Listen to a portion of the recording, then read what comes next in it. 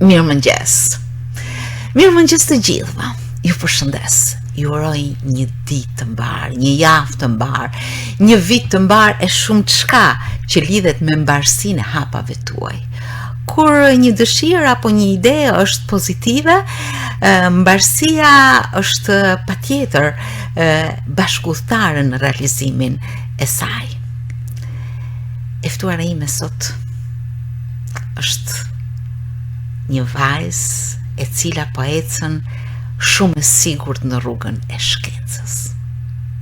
Ajo quhet Vesa Kopliko. Edhe është studente doktorale në Saarbrücken, Gjermani, dhe po kryen pikrisht këtë periudhë të shkëlqyer të formimit të saj doktoral në Institutin Helmholtz, një nga institutet më të shquara në fushën e kërkimit farmaceutik në Gjermani, por edhe në Europë. Ajo ka fituar, e para shqiptare është që ka fituar një bursë prestigjioze, Heinrich Böll, e cila i drejtohet të rinjve, studiuesve me nivele të larta dhe zhvillim të qëndrueshëm. Kam shumë kënaqësi që e kam në studio këtë mëngjes. Nadia, mirë se erdhe Vesa. Nadia, mirë dhe shumë faleminderit për ftesën. Është me vërtet kënaqësi dhe privilegj të jem këtë fillim viti bashkë me ju në këtë emision shumë të këndshëm, jo vetëm për mua si shkodrane, por për gjithë personat. Sa thjesht dhe bukur.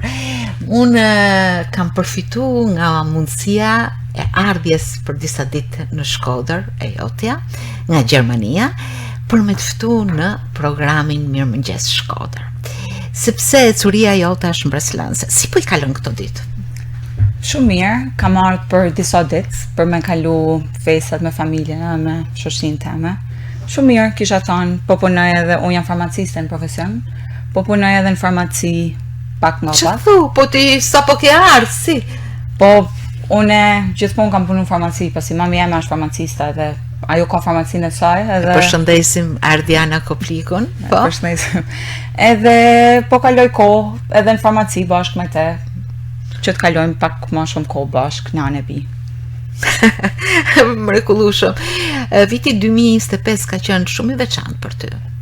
Je diplomu në janar, por më pas kanë rrjedhur një sër ngjarjesh në jetën tënde akademike dhe shkencore, të cilat natyrisht të kanë dhënë një hof dhe një entuziazëm për të vazhduar pa ndërprerje atë pasionin tënd që ti ke për kërkimin shkencor, për farmacinë dhe për gjithë atë ecuri që e ke ndërtuar hap pas hapi.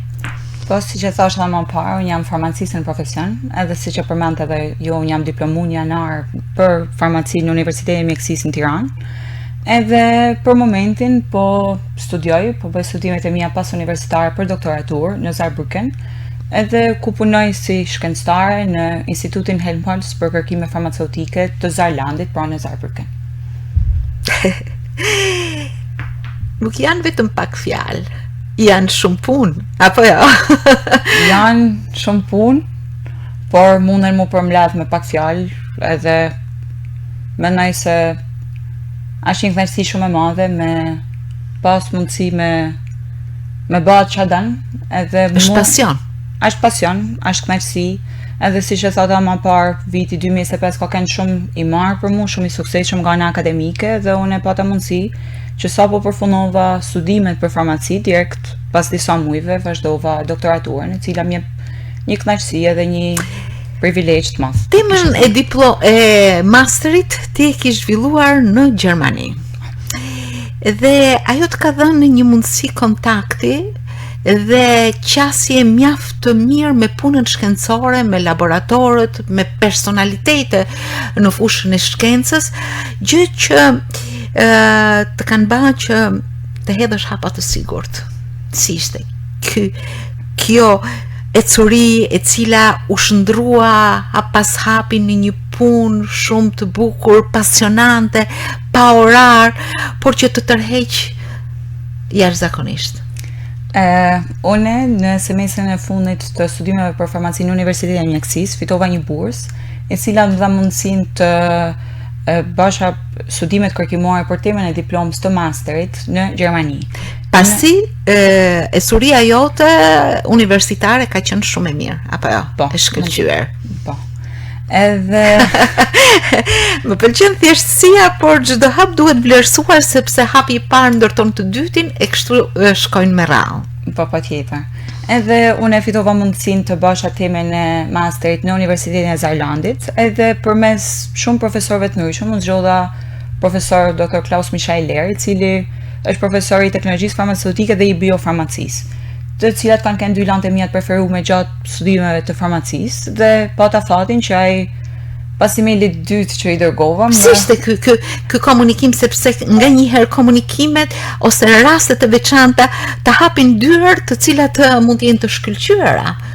Është interesante, pasi unë kam dërguar një email në 2023 në nënor profesorit shkencëtar. Po, edhe i kam tregu kush jam edhe bursën që kam fituar, edhe do kisha pas dëshirë me ardhë në grupin tanë, sepse unë e kisha pa që ka i punan edhe në universitet edhe në HIPS, në institutin ku punojnë sot. Helmholtz, po. Edhe ai nuk ka kthy përgjigje, edhe unë thash, okay, do shkoj tek një ndër profesor tjerë që do më caktojnë. Mandej ardhi viti i ri, siç jena sot, ndoshta fiks para 2 vitesh. Thash, po i dërgoj të njëjtin email edhe një herë, edhe pse jo ta provojmë. Edhe ai më ktheu përgjigje brenda pak minutash, dhe më tha që patjetër mundesh me ardh, i dërgova edhe CV-n edhe me mikpritje.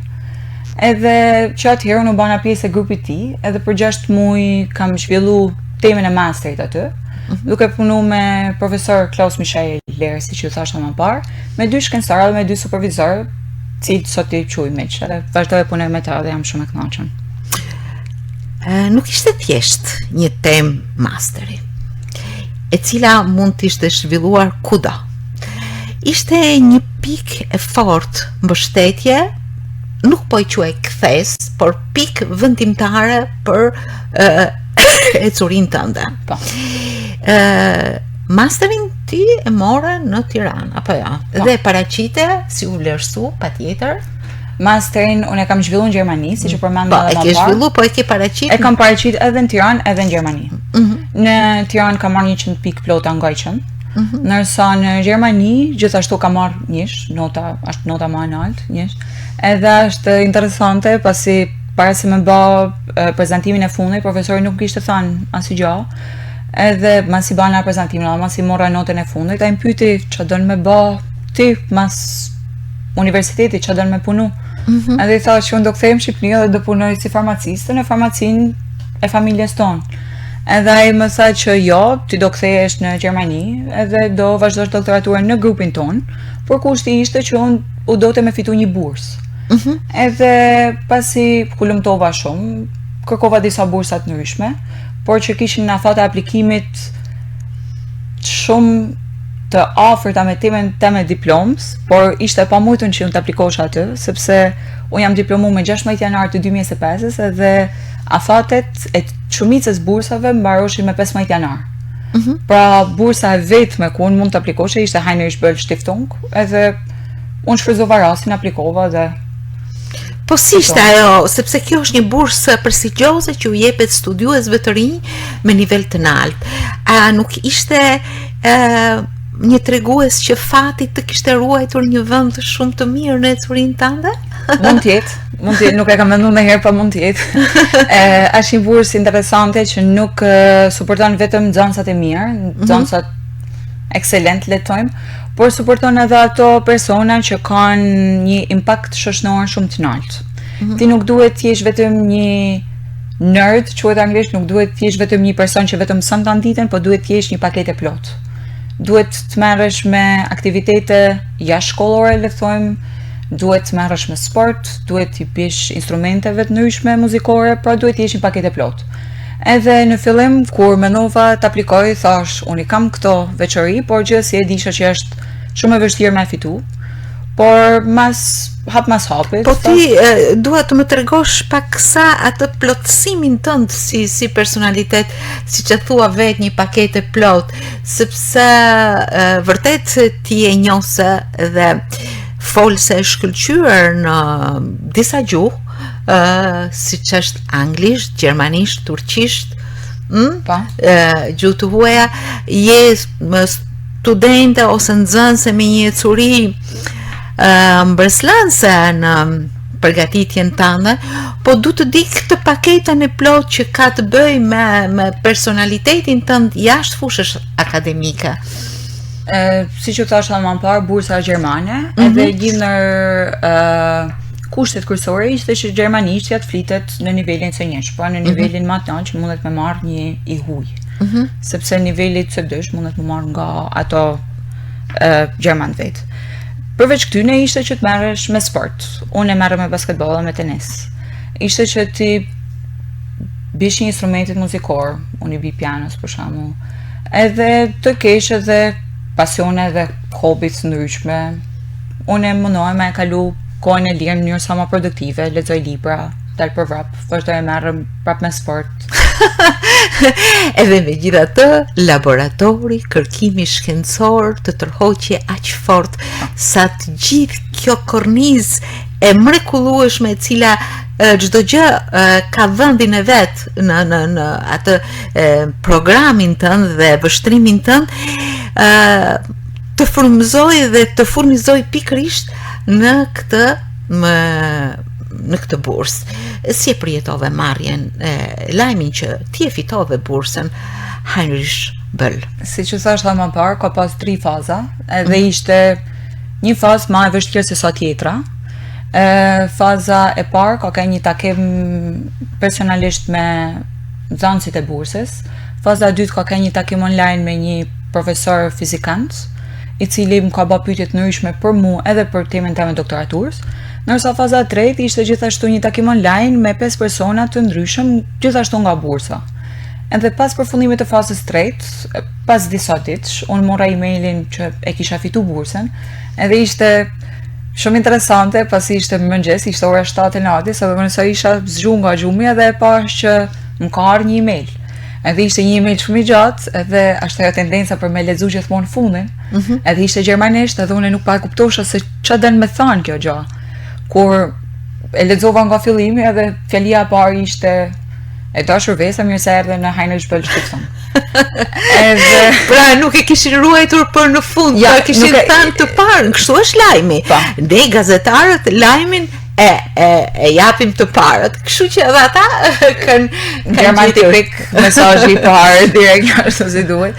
Edhe u gëzova shumë. Shkova dhe print, mandej dola me shoqërinë, dhe ishte e përjetove. Po profesorit që të kishte shtyr që pikrisht të aplikosh për një bursë, sepse ti ke një vend këtu që mund të jesh shkencëtare në institut, mund të vazhdosh doktoraturën këtu, e njoftove, komunikove me të? Patjetër.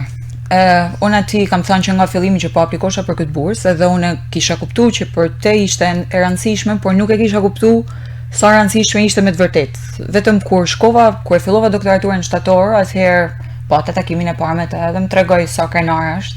Edhe dalloj që është shumë krenar, pasi ne në çdo konferencë që shkoj ma e përmend ton kohën që Vesa është nxënëse jam shqiptare që ka fituar këtë bursë, edhe më gjithashtu kënaqësi. Të njohin si shqiptare. Po.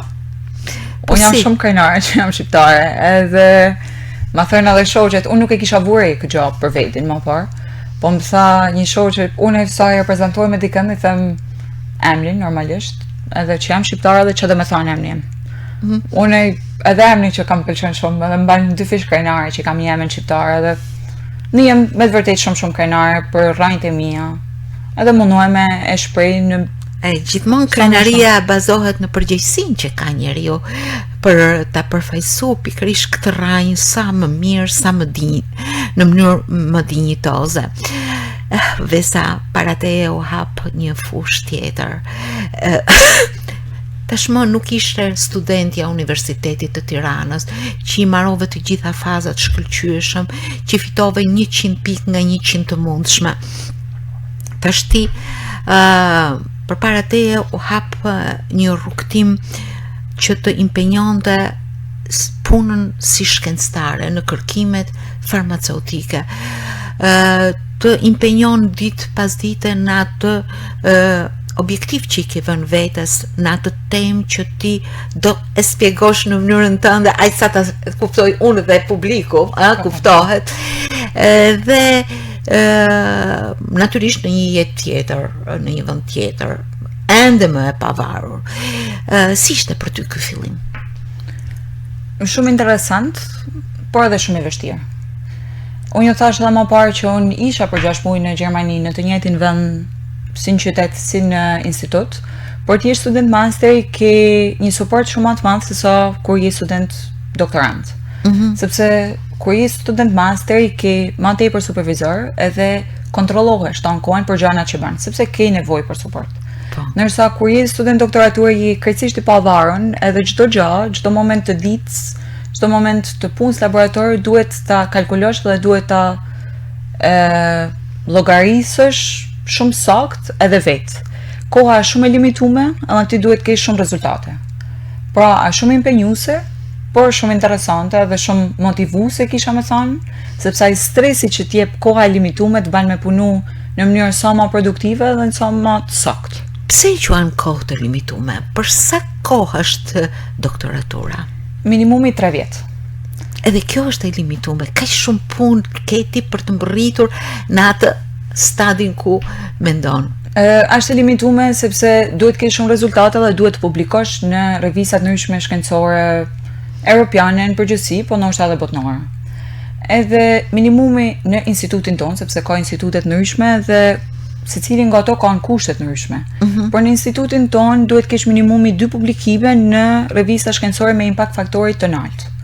Edhe të publikosh në një revistë me impakt faktorit të lartë kërkon shumë kohë për pjesën eksperimentale, natyrisht. Por edhe për pjesën e literaturës duhet lexosh shumë, por edhe duhet shkruash shumë. Duhet jesh shumë precize edhe në kohë të limituar. Prandaj si punon ti Vesa? Unë pjesën më të madhe ditë se kaloj në laborator, pasi më duhet të kryej eksperimente, merrem me 2 pjesë të ndryshme të laboratorit.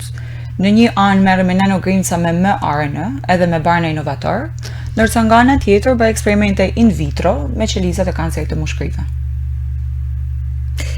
Dhe ku është e fokusuar pikërisht tema që ti do të mbërrish në doktoraturën tënde? Tema e doktoraturës fokusohet në stabilitetin e vaksinave me mRNA. Që do të thotë? Vaksina me mRNA janë ato vaksina që janë përdorur në kohën e Covidit. Por ato kanë shpëtu miliona jetë njerëz, por kanë një problem madhor që ato nuk janë të shëndrueshme. Ato duhet të ruhen në temperaturë -80°C, diçka që nuk është shumë e favorshme. -80°C. Diçka që nuk është shumë e favorshme për vendet pak të zhvilluara ose vendet në zhvillim. Vendet si Gjermania ose shtetet e zhvilluara të Evropës nuk e kanë këtë problem, por problemi I tyne është logjistika, është transporti. Edhe kjo gjë nuk e bën shumë të thjesht aksesimin e këtyne barnave ose këtyne vaksinave për vendet që përmendna edhe më parë. Qëllimi jem është që këto vaksina të bëhen sa më qëndrueshme, që ne t'i rrymë në temperaturë ambientit. Duke I rritur në temperaturë ambientit, ne bëjmë mujton që këto vaksina të bëhen të prekshme nga çdo njeri në botë, të jenë më pak të kushtueshme edhe më efektive. Në kohë shumë më të shkurtër. Si mund të jenë më efektive? Në një vështrim të përgjithshëm, kuptohet, pa hyrë termave shkencor. Më efektive munden me kenë duke zvoglu dozën edhe duke rritë efikasitetin. Si mund të realizohen ata me injeksione apo? Për momentin vaksinat, siç e kena bërë tanë kohë të Covidit, bëhen me injeksione intramuskulare, por qëllimi jem është që këto nanocarriers, këto bardhë të gjeneve, ti përdorim, fokusi jem, siç e përmenda më parë, është kanceri I mushkënive, edhe ti përdorim për sëmundjet e mushkënive, jo vetëm për kancerin, por edhe për infeksionet të ndryshme që nuk kanë hala trajtim. Edhe qëllimi jem është që mos përdorim injeksione, sepse nuk janë krejt komode, sepse njeriu nuk mundet me I administru vetë dhe gjithmonë duhet një personel shëndetësor shumë I kualifikuar për këto. Qëllimi jem është që të mos përdorim më këto injeksione, por ti përdorim në mënyrë më thjesht, në mënyrë inhalatore, ku personat munden me I përdor vetë, si për shembull një krahasim krejt I thjesht, si për shembull ato pompat që përdoren për astmatikët, që ne kemi në farmaci.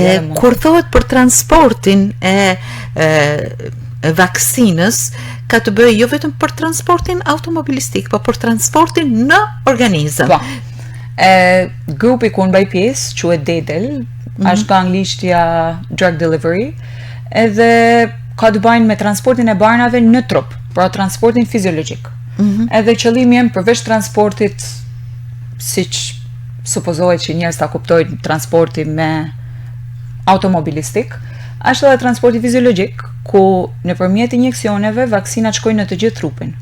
Por nëse ne përdorim inhalator specifik, ato arrin direkt në mushkni, edhe doza zvoglohet shumë, edhe efikasiteti rritet shumë, pasi këto barcë arrin direkt në targetin e caktuar.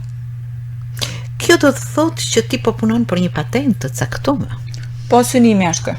Edhe shpresojmë t'ja arrim. Për momentin kam bërë një studim shumë interesant, do të kisha thënë unë, të cilin e kam shkruar dhe pretendoj ta publikoj në mujt në vazhdim.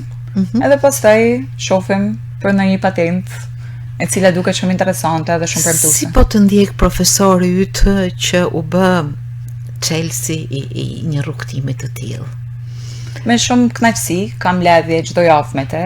Më pëlqen shumë të punoj me te, sepse më duket sikur kuptona shumë mirë me njëri tjetrin, po nuk punoj vetëm me profesorin, punoj edhe me dy shkencëtarë të tjera. Nuk e dija përmenda më parë, po profesori jam ka emrin Klaus Michael Leri, i cili është një ndër shkencëtarët më njohur në Evropë për biofarmacinë apo për teknologjinë farmaceutike. Por përveç tij unë punoj edhe me dy shkencëtarë shumë të njohtuna dhe shumë të mira, jo vetëm nga ana akademike, por edhe nga ana personale, të cilat quhen Brigitta Lorenz dhe Nicole Schneider-Daum, të cilat ndihmojnë shumë. Njëna nga ato më ndihmon për pjesën e eksperimenteve in vitro, pasi bëj takime shumë shpesh me të, edhe pjesa tjetër, edhe tjetra, pra shkencëtarja e dytë, më ndihmon për pjesën e nanogrimcave me RNA. Kjo do të thotë që ata e vlerësojnë shumë punën tënde. Madje profesori thotë që dua ta mbyll karrierën me studentën time shqiptare. Po është shumë interesante, sepse unë kur e kam fitu bursën Heinrich Böll, e kam fitu për Gjermaninë, edhe më ka dhënë një mundësi që unë të bësha doktoraturën në Gjermani, por në një vend ku do ta zgjatësha unë, ku të kem dëshirën.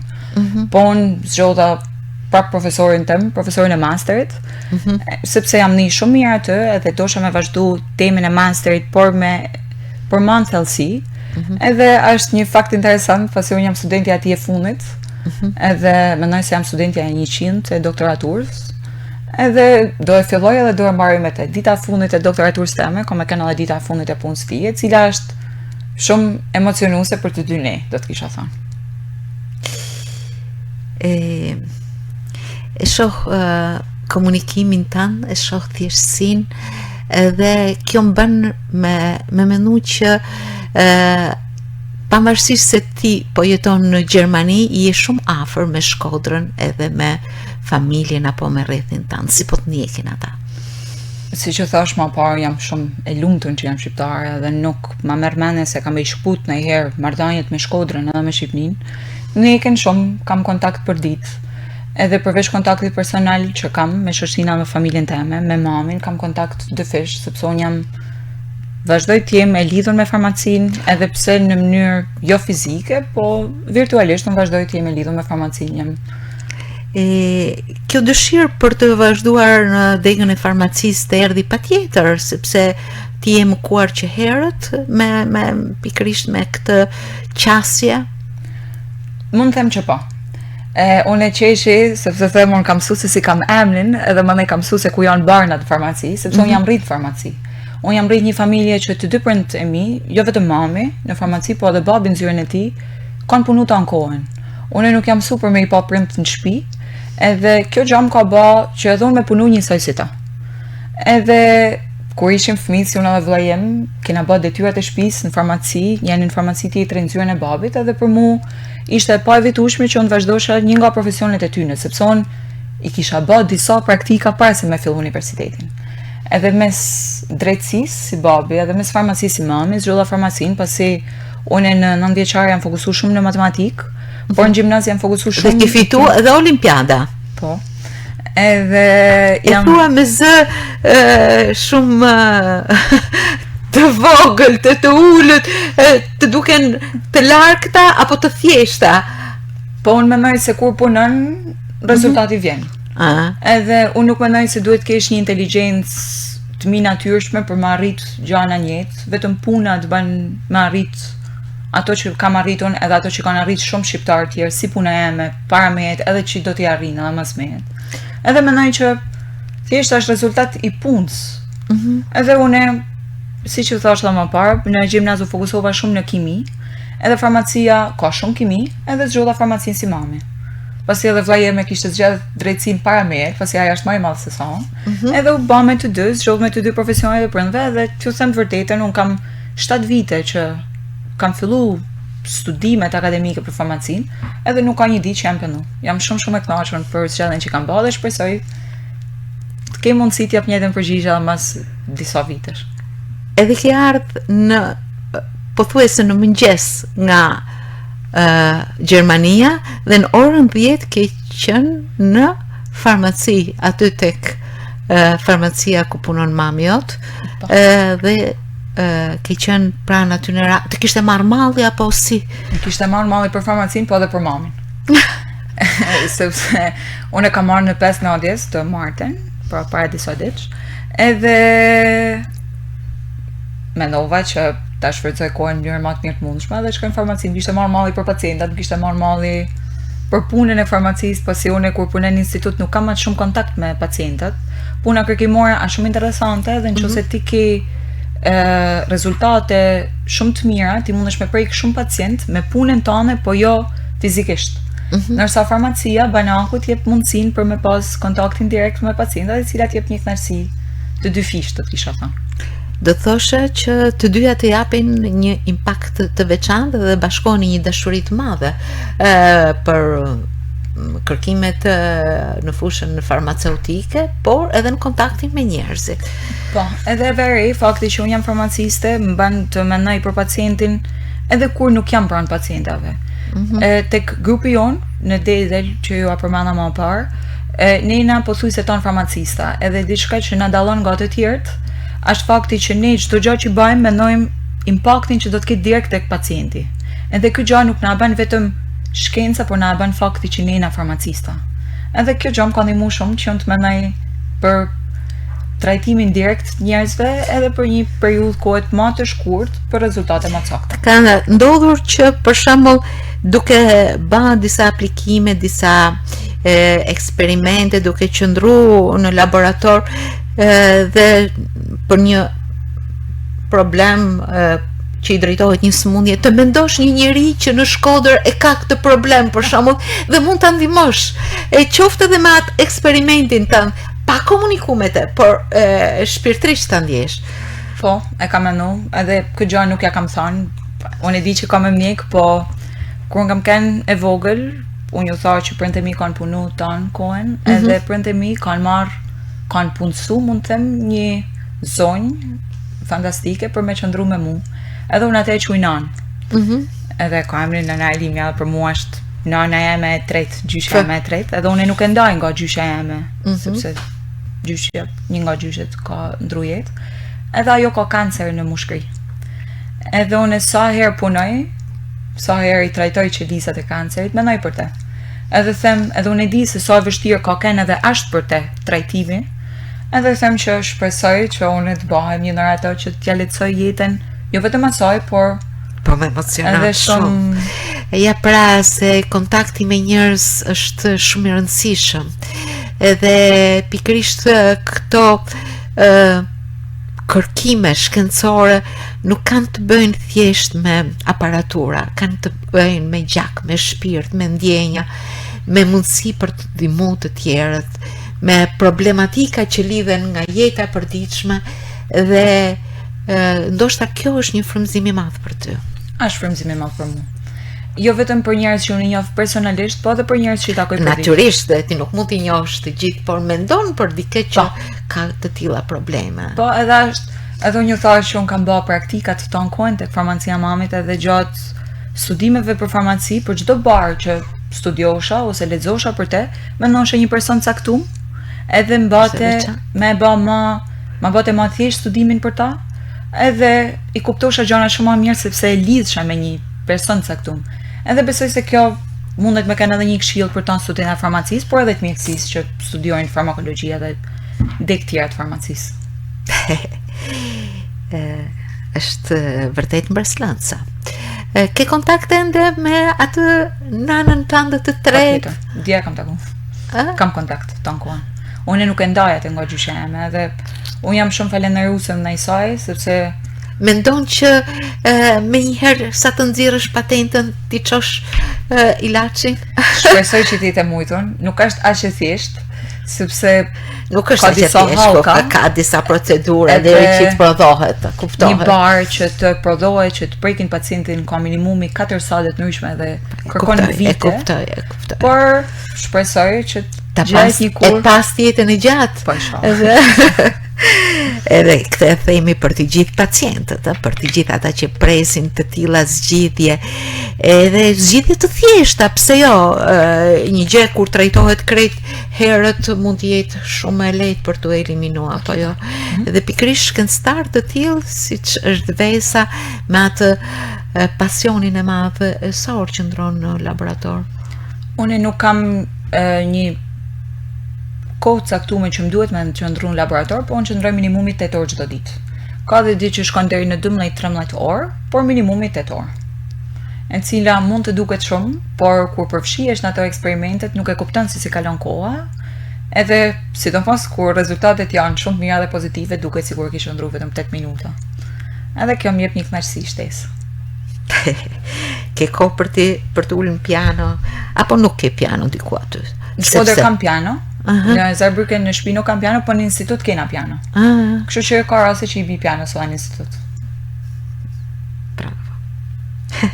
Si e mendon veten pas doktoraturës ose pas disa vitesh?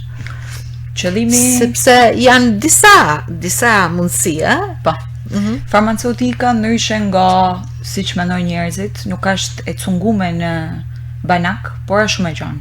Edhe doktoratura, unë mendoj se kam më hap disa rrugë të ndryshme, jo vetëm në farmaci, por edhe në akademia dhe në shkencë. Qëllimet e mia janë që të qëndroj në akademi, por paralelisht punoj edhe në kompani farmaceutike në Gjermani. Por gjithashtu rrugën e Shqipërisë nuk e la të mbyllën, pasi unë kam kontakt direkt me farmacinë edhe me njerëz këtu, edhe mund të kthehem edhe në Shqipëri. Nuk kam plane të qarta pas 3 vitesh, pasi çdo gjë duhet me lënë kohë. Po, e kuptoj. Dorë kohës. Pasi edhe para 3 vitesh nëse do të më pyetshit, unë do t'ju kisha thënë që do e bashkë doktoraturën, po jo direkt pas studimeve të farmacisë. Ja, pra nuk e di. Deri tani je një vajzë me shanse, të cilët i ke ushqyer vet, nuk të kanë ardhur nga qielli, por gjithsesi shansi ka qenë aty pranë teje. Edhe kur të gjitha bursat ishin mbyllur, kishte ndaj një bursë ekselente për ty dhe ti e fitove atë. Apo jo? Kur dikush mendonte se është e pamundur ta fitoje, ti e fitove.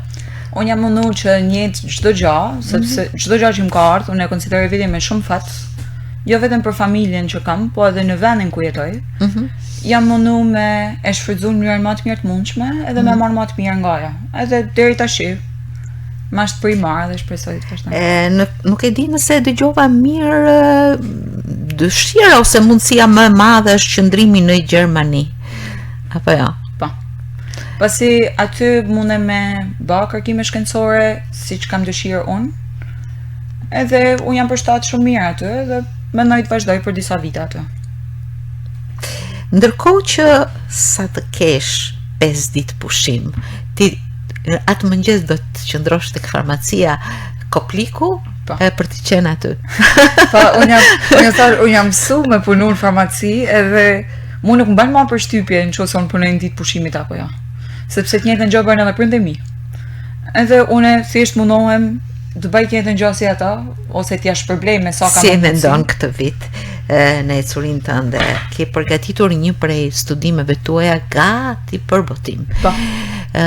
Por ndërkohë provat laboratorike mund të ndryshojnë diçka edhe nga studimi, apo jo, nga rezultatet që nxjerren. Po, studimin që kam përfunduar, kam një takim këtë javë, sepse unë nesër nisem për Gjermani, edhe kam një takim këtë javë për atë dhe do ta botojmë.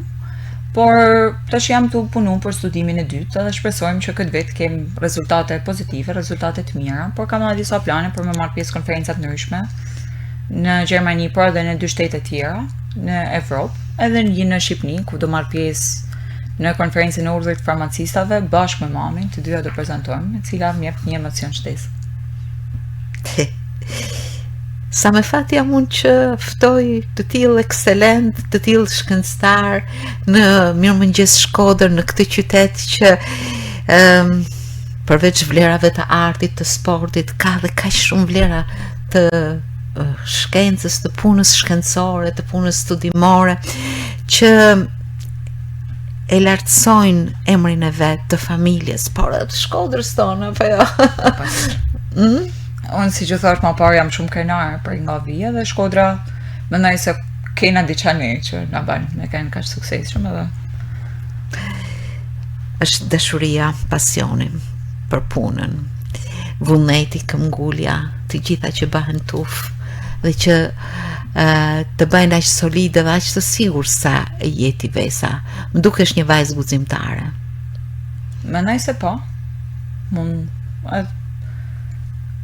Unë jam të shfrytzu tana raste që janë të marrë edhe të mundohem të shfrytëzoj edhe moshën që kam, pasi jam në një moshë mundem me eksperimentu shumë gjëra të produktive, në një moshë energjike, në një moshë me plot pasione, dëshira dhe entuziazëm, apo jo? Po. Edhe vazhdoj hap pas hapi, pasi mendoj se çdo gjë vjen hap pas hapi edhe nuk duhet të punohesh shumë, por thjesht hedhësh hapat sigurt, hapat vegjël, të cilët të arrin qëllimet caktuara. Uroj që të gjitha këto hapat jenë të shkëlqyer gjithmonë tek ty. Që ai profesori yt më i fundit i doktoraturës të thonë nesër kur të dal në periudhën e pensionit, unë jam profesori i Vesës e cila fitoi këtë çmim ose atë çmim, dhe unë t'i uroj këto si frymëzime njerëzore në radhë të parë, në atë që një punë kërkimore shkencore siç është e jotja në farmakologji t'i shërbej njerëzimit. Dhe kjo gjë të bëhet një vatër e madhe e zjarrt e pasionit dhe të rritjes tënde gjithmonë në punë, edhe si njeri, sepse pikërisht si njeri të bën më profesionist, apo jo? Po patjetër. Ju falenderoj shumë. Edhe shpresoj të jem në nalësinë që po thoni edhe mendoni, edhe shpresoj të uroj veç suksese Vesa. Të falenderoj shumë që erdhe sot në Mirëmëngjes Shkodër, duke e bërë këtë studio më të ndritshme, më të bukur, më shpresdhënëse për një vajzë të re siç jeti dhe që ecën kaq të sigurt në rrugën e saj. Mora shumë frymëzim. Faleminderit shumë. Faleminderit shumë. Faleminderit. Faleminderit edhe ju.